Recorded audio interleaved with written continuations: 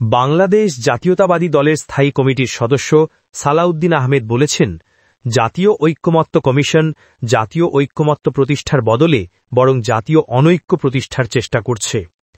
আজ মঙ্গলবার বিকেলে সচিবালয়ে আইন উপদেষ্টার সঙ্গে সাক্ষাৎ শেষে সাংবাদিকদের সঙ্গে আলাপকালে তিনি এই মন্তব্য করেন।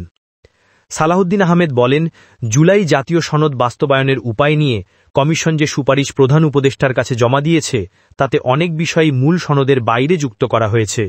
তিনি বলেন, জুলাই জাতীয় সনদের ৮৪টি দফার মধ্যে কিছু বিষয় বিভিন্ন রাজনৈতিক দলের মতভেদ থাকলেও সেখানে বলা হয়েছে কোনো দল যদি নির্বাচনে জনগণের ম্যান্ডেট পায় তাহলে তারা নিজেদের ইশতেহার অনুযায়ী সেসব বাস্তবায়ন করতে পারবে।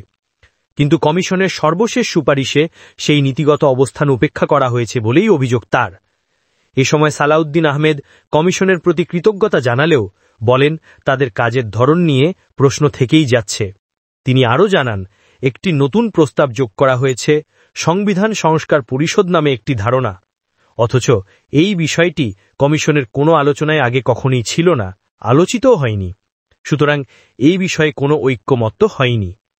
তিনি আশা প্রকাশ করেন, রাজনৈতিক দলগুলো এই বিতর্কিত বিষয়গুলো নিয়ে পুনরায় আলোচনা করবে এবং প্রকৃত জাতীয় ঐক্যমত্যের পথে ফিরে আসবে।